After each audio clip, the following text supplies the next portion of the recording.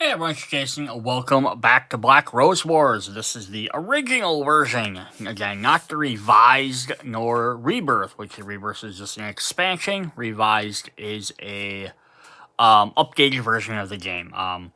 This is the original version that came out. So we're going through this. This is video 5, so hopefully you've checked out 1 through 4. If for some reason you haven't, video 1 was just an overview of the components and the rules. Videos 2 and 3, we went through the mages and the spell schools. And then video 4, we went through all the different rooms and their activations, as well as all the different evocations. So this one we're going to hop in. We're going to look at the last components of the game. We're going to look at the event cards, the 3 different decks for that, one for each of the moon phases, and the 3 different quest decks. So you can kind of just see what other things we're interacting with. And then again, eventually in the future, we will do a comparison of this to Rebirth to see, like, hey, if you're which one you might be interested in. And then inevitably when Revised comes out, we'll probably maybe do a comparison with that with Rebirth and or this, depending on how much changes between the two of them.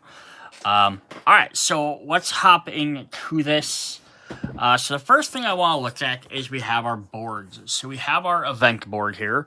So this is going to keep track of a couple of things. Our Black Rose has its own resources, and it has its trophies and destroyed rooms. So if the Black Rose room does something through an event or whatever, maybe in some of the spells, and ends up defeating or killing a character, it gets their trophy. If it places the last or the most stuff and it destroys a room, it gets the token. It is competing against everyone else.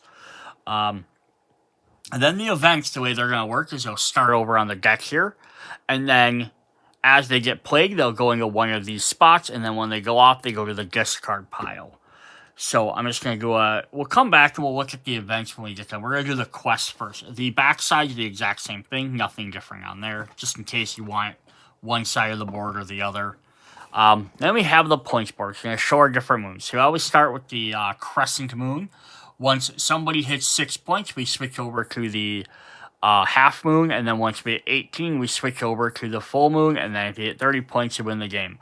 This is one thing that got switched over during Rebirth, is they have spots on the board where they start just like this does, but Rebirth built in a way using cubes on the board to keep track of some of that stuff as well. But then what it also lets you do is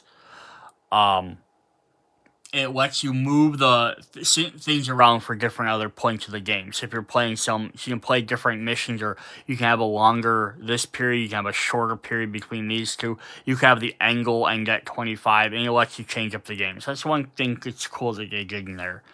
So the quests will go here. You draw cards. If quests have to get discarded for some reason, they go there. Otherwise, you keep your quests and your completed quests on your board. And then you can put extra stack of evocation cards there. And then the half moon Black Rose, I think that is for just where you stack the Black Rose token during the game until it hits until you hit step 6. And then you take the activation token off of here. Kind of odd that they made an entire space for it, but that's alright.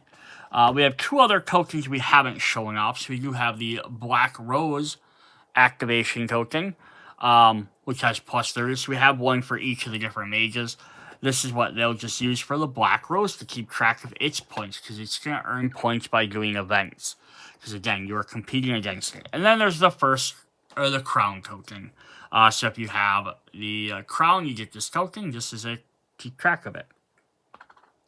Awesome. So let's go ahead and look at some quests. We have a bunch of quests for the first deck. So let's just jump through and start looking at what they do for us. Zoom down. So we have Magic Block. So usually they're spread off. Sometimes they're spread into multiple different things. The top being what you have to do to complete your quest. The bottom being what happens when you complete the quest. If you get an extra effect. Otherwise, we complete it at worst, or bare minimum, not at worst it is, but bare minimum, you always get the points down here, and that goes in your completed quest, which is checked at the end of the game for whoever has the most. So Magic Block here says activate a red room, the arena. Instead of the normal room effect, you can cast one of the spells from your hands. So this is kind of a neat extra thing to be able to do, too. You can have this sitting around, and you could change some of the different effects of the different rooms activations, at least for a turn. But you can't do this over and over, so once you complete this, it is done. So we have Alchemic Experiment, so it just lets you activate the Alchemic Laboratory, so we're going to have a bunch of these. Summon a room, instead of normal, you can cast a spell that can summon an evocation. So that could help out that way. So instead of summoning Cerebro, you can summon anyone. For yellow, we have Make Room for Power. So the Observatory, instead of normal room effect, you can discard up to 3 cards in your hand. For each discarded card, you gain 1 point. And this otherwise doesn't deliver any points. Search for a spell from the Biblioteca. Instead of the normal room effect, draw 2 cards from the library and earn 1 point. Source of Youth in the Sanctuary. Instead of the normal effect, heal up to 1 of your mages. Recall to the Mind. In the Crypt, in addition to the normal room effect, recover a contingency spell from your memories and you earn 1 point. Animate the Dead, activate. In addition to the normal room effect, summon an undead act. Make a summoned undead act. Very interesting way to word that. I'm just checking the book quick to see if I'm missing something. I just want to do a quick review on just so we know what we're looking at. Title card, question before. There are 2 types of quests in the game. Quests require activation of a particular room, as a door handle. Quests require different types of condition. Play a particular spell. When mage completes a quest, they get the following. Reward effect can be replace or add effects to the activation or reward points. Okay, so yeah, I just want to make sure there wasn't something special I was missing for that treasure chest icon.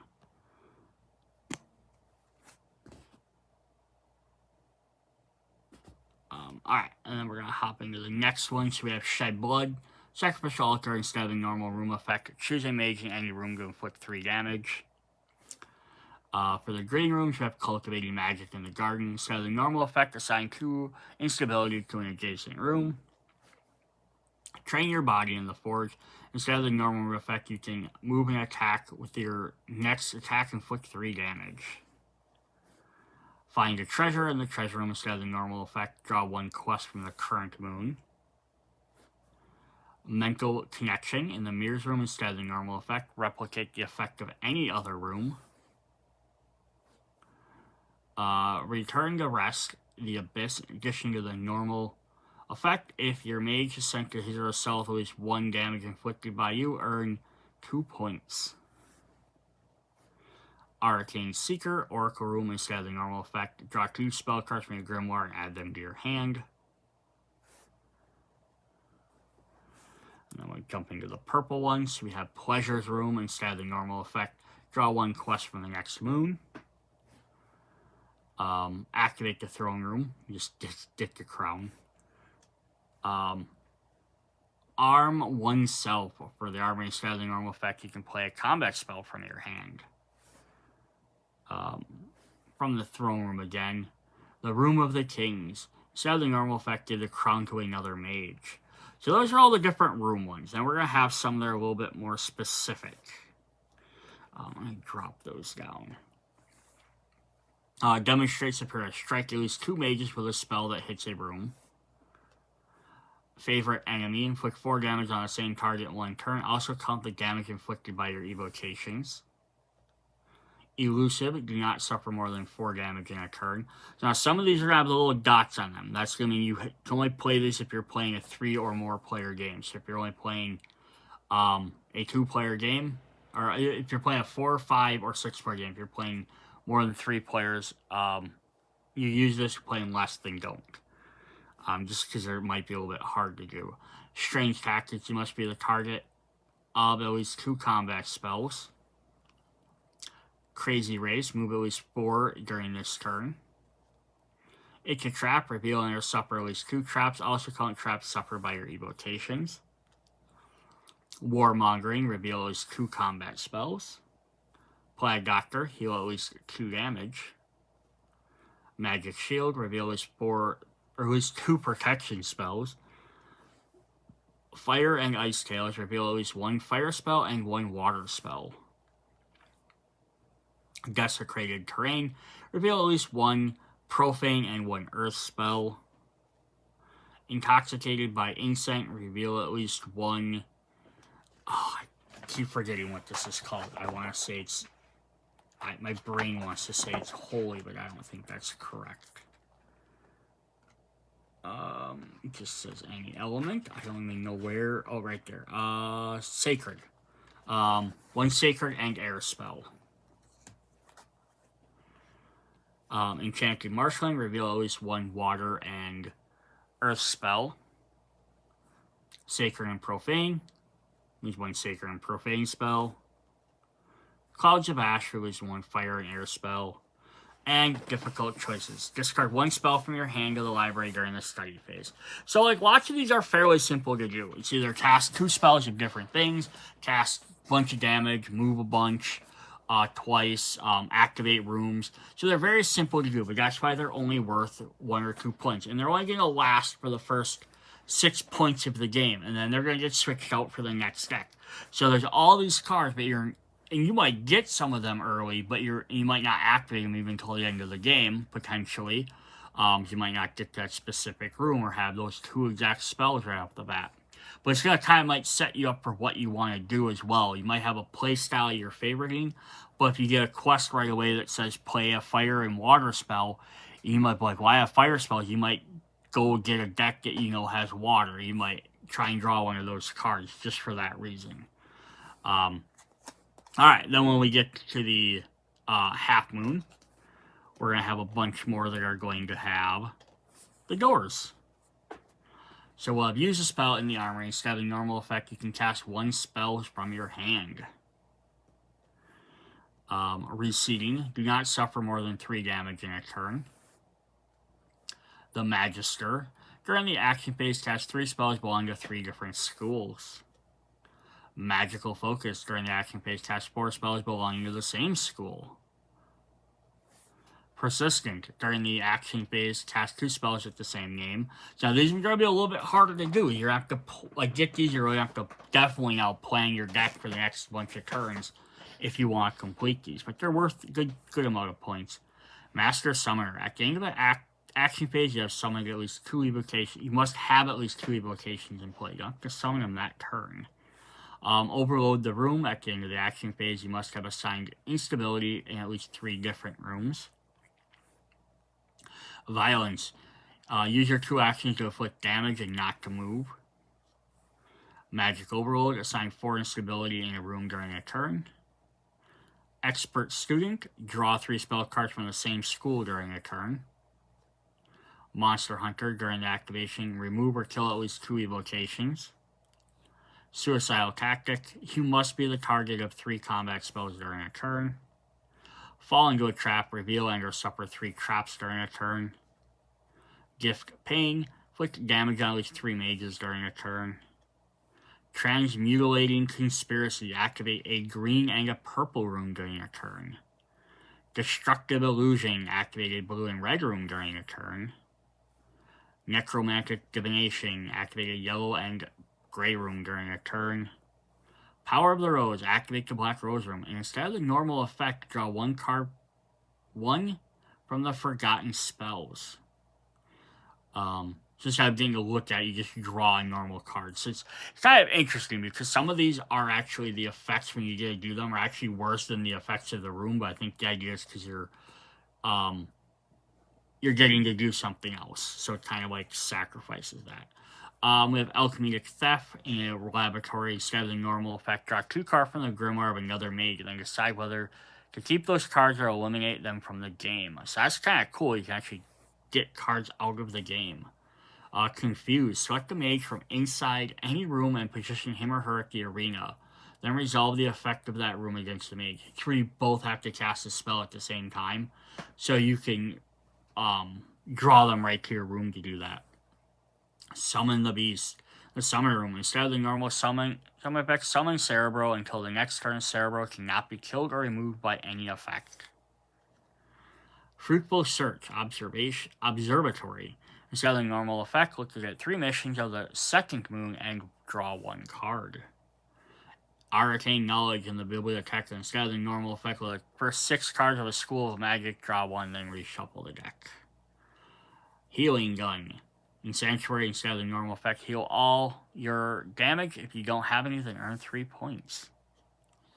Eradicate Memories in the Crypt. Instead of the normal effect, look at another mage's memory and draw 1 card. The Undead King in the Cemetery. Instead of the normal effect, summon a Bone Knight. Instead of your Lander Shaking. Magical Explosion in the Sacrificial Altar. Instead of the normal effect, you put 1 damage on all other targets in any room. For the green, we have Alter Nature in the Garden. Instead of the normal effect, assign 3 instability to an adjacent room. Fury Glove in the forest. Instead of the normal effect, you can move and attack when the next move you do 4 damage. Choose the best option. In the Treasure Room, instead of the normal effect, draw 5 cards from the library. You can choose which cards to keep and which to eliminate from the game. Mimic Room in the Mirrors. Instead of the normal effect, as soon as a mage earns points, you earn the same amount plus 2 up to a maximum of 4. Restart. The Abyss. Instead of the normal effect, send 1 mage into his or her cell. Steal Knowledge in the Oracle. Instead of the normal effect, choose a spell in the Grimoire of another mage and add it to your hand. Rumors in the Pleasures Room. Instead of the normal effect, draw 2 quests. And then finally we have Earn Power in the Throne Room. Instead of the normal effect, you can choose whether to take the crown or earn 3 points. So, lots of these are just upgraded versions of the other ones, or sometimes they draw an extra card, or pick 1 more, or choose this, or add a little bonus. But they're definitely a little bit more difficult to do. Alright, so we're going to look at the full moon. So for into the final stretch of the game, we will have some interesting ones. We will have Untouchable. You don't have to suffer more than 1 damage during the action phase. I think it's supposed to mean don't take more than 1 damage, and then you get 5 points. Supreme Mage, during the action phase, cast 4 spells belonging to 4 different schools. Specialist, during the action phase, cast 4 spells belonging to the same school. Nemesis inflicts 7 damage to a mage on a turn. And so these will be easier to do as the game goes on as well. Like I say, they're harder, but you also have to remember that by the time you get to like 20 points or whatever, you'll have drawn a lot more cards, built up your deck more, so you'll have a lot more options to do stuff. Record, destroy or remove at least 2 altars during a turn, so that could be hard if there's altars or not. Gladiator, cast 2 spells and use at least 1 of your actions to fight during a turn.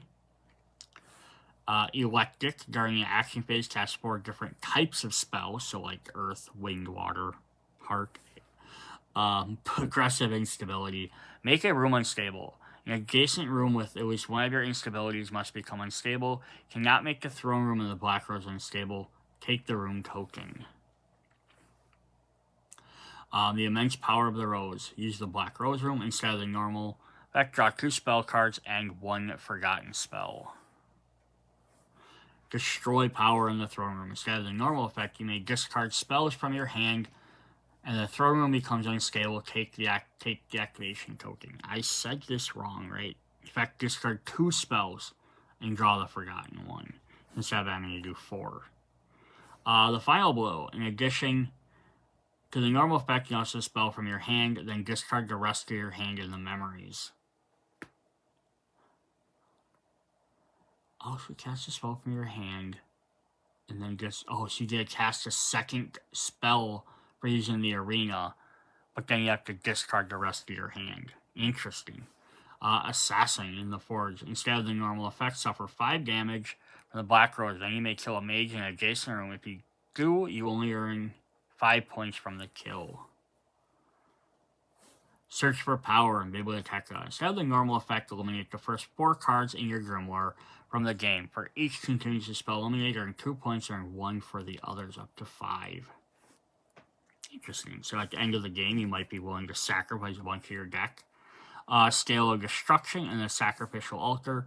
Instead of the normal effect, inflict 2 damage on all other targets in any room.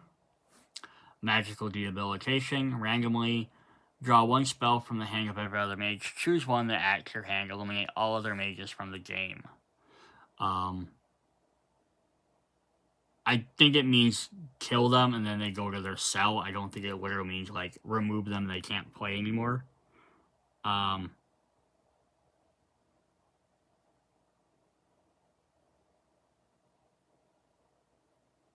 no, it says, it's all others. Randomly draw 1 spell from the hand of every other mage. Choose 1. Oh, okay. So if there's 4 players, you're going to look at their 3 cards, choose 1, then eliminate the other 2. Gotcha. I misread that terribly. Meditation Room, activate a yellow room and cast 3 contingency spells. So this is kind of interesting. The other one, last set, we had activate 2 different rooms. This is 1, but then do specific things. Blood Wall, activate a red room and cast 3 combat spells. Seeker of Improvisation, activate a blue and trigger at least 3 protection and 1 trap. Masquerade, activate a purple and trigger 2 traps and 1 contingency spell. Dance of Death, activate a gray room and cast 2 contingency and 1 combat. Nature's Revenge, activate a green room, cast 2 combat and 1 contingency. Black Rose Summoner, at the end of the activation, you must have 3 evocations in play. Punishment of the Summon, kill or remove 3 or more summon evocations during a turn. Tempest Fugit, play only 2 spells and physical actions during the action phase. And then the last one is Sulk Statue. At the end of their turn, you need to stay in the same room where you began your action phase. So yeah, very interesting stuff, different things to do. So I like the quests as a way of, instead of it, again, just being, oh, I need to destroy and damage my other opponent, I just need to attack them. It kind of takes a little bit of the element out of it just being a straight, I play a card, attack you, I play a card, attack you, and being like a straight-on duel game. Because if it's just going to be that, then you may as well have just had the cards laid out in front of you, and not had this big board you have to move around as much. Because obviously having the tactic sense of it's a really fun thing too, but if you're just going to not have anything else. Plus, let something like Divination, which doesn't really have any attack spells, or even Conspiracy, which didn't have many either, have different ways of thriving in the game. Alright, so then the other thing we have in the game is we're going to have our event cards. So event cards are going to have these white backs. And then we're going to take a quick look at what they do. So, on here is going to be the name of the card, which is Brother. It says, all mages in the room with other mages earn 1 point, all others lose 1. So, this is saying when this comes into play, so when it enters onto our board here, from the discard, or from the draw pile onto here, Black Rose is going to gain 1 point. When it inevitably goes to the discard pile, it's going to gain 2 more points. So the Black Rose War is going to gain 3 points for this card alone. So yeah, that's going to definitely make where you're competing against the Rose at all times very interesting. And then the little spot here is going to show what position it goes into. So when this comes in, it's going to go to that position. If I draw another card, we have this one, which is instant. It's just going to go right to the discard pile. This one's going to go right into the middle spot. So that way you can, so they're not always just here, here, here, here. So some will last a little bit longer than others. Alright, so let's go ahead and look at our rooms. We're going to look at our crescent, not our rooms, our events. We'll look at the crescent ones first. And let's see what all of these do. I imagine they'll be kind of like the quests, where they'll just be like upgraded versions in each one, but again, they change after a time. So you have claim victory too soon. All mages earn 1 point, draw another event. So then the points again, 3 and 0, and I'm not going to keep reading these on the bottom. We do get some like this. If they have the crown, that means whoever's turn it was immediately draws the crown. Dead calm, nothing happens. Draw another event. Black Rose recalls. Move all mages near the Black Rose room. So something like this is kind of crazy, right? Because you could be planning like, hey, I'm sitting here, that guy's over there. I'm gonna do all this stuff, right? Like at the end of the round, like you're kind of thinking like my next turn, I'm gonna maybe kind of do this and this. Think about it, and then this event hits, and also now everyone's in the same room. And also now all of your plans for what you were maybe doing, or maybe you spent your last entire turn moving across the board. You're like, I'm one space away from getting here to do this. And then this throws it all out the door. That's pretty crazy. Unstable control, moving evocation in play. Divination chant. Each time a mage activates a yellow room, he or she earns 1 point. And see, like, again, this drops in the first spot. So then this will activate, and then next turn you'll move over 1, and then it'll move over 1. So it could potentially be in there for 3 turns. Yeah,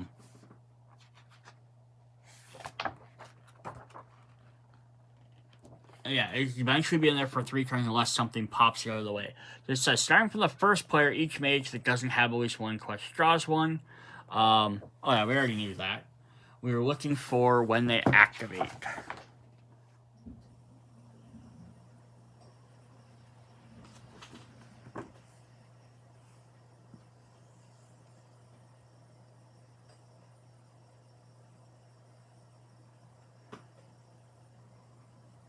And it does say any change of crown during this time will not affect the current person doing it.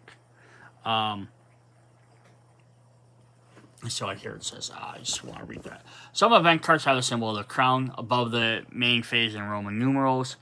This event will gain the token, will actually become the first player at the start of the next round. So that can change who gets to do what.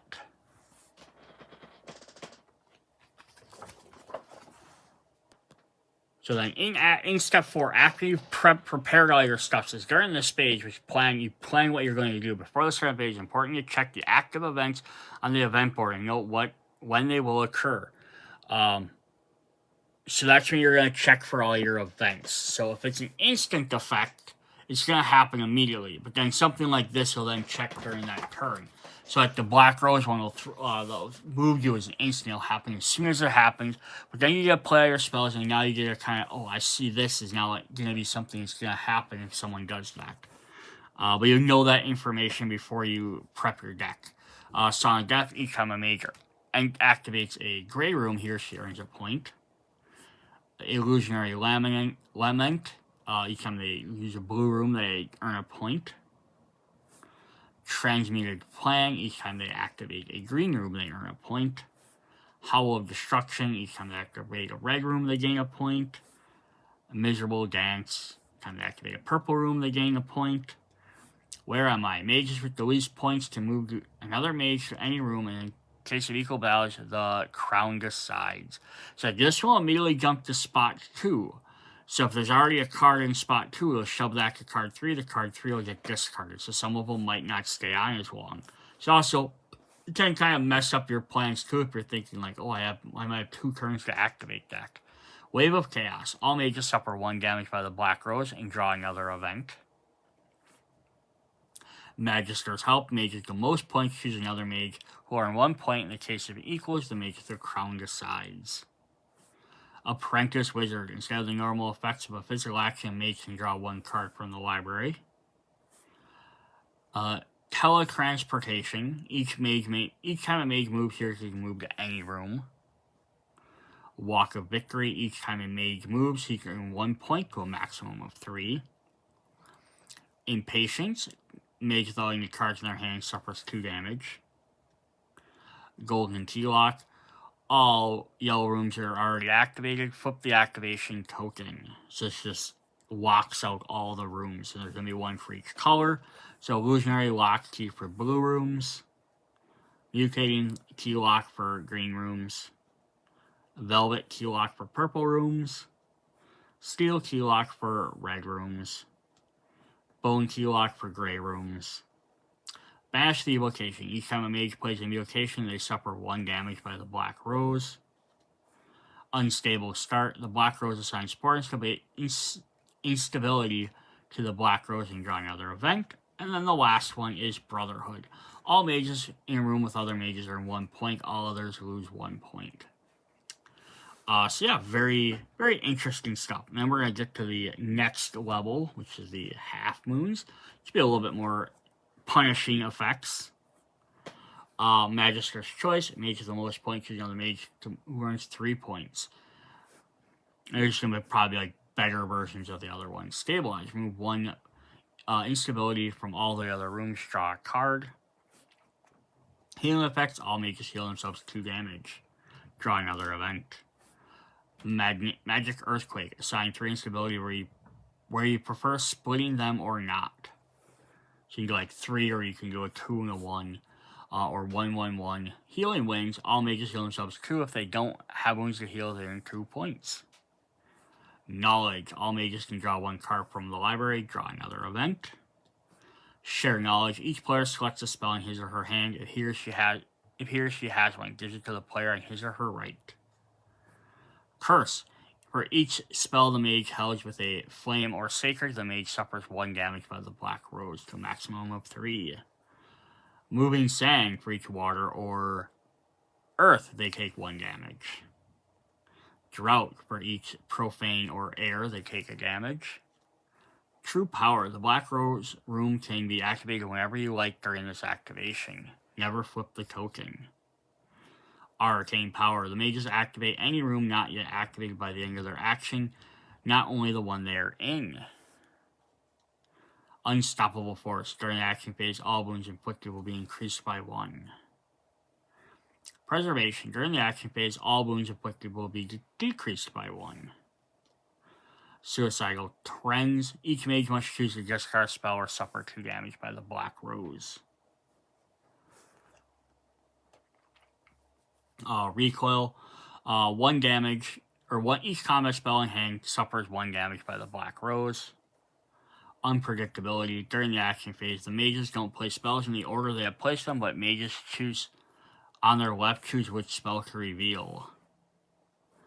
Burning Golden Keylock. All yellow rooms already activate. Flip the activation token. Furthermore, all mages were in those rooms suffer 2 damage by the Black Rose.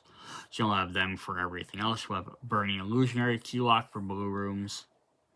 Burning Mutating Keylock for green rooms. Burning Velvet Keylock for purple rooms. Burning Steel Lock for red rooms. Burning Bone Keylock for gray rooms. Lose control. All evocations reach the rooms where the summoners are located and attack them under the control of the Black Rose. Misleading Agreement. Each player chooses to remove first 2 cards in their grimoire from the game. If they do, earn 4 points. And Balance the Events. All mages with points less than the Black Rose earn 2 points, while those with more lose 2 points. Alright, now let's head into our third one, which are the full moons. So there we're going to have Recall of Gaia. Each mage starting with the crown must choose to discard 1 spell with a Sacred, Profane, or the Black Rose earns 1 point. Laurel Wreath. Each time a mage earns points, he or she earns +1.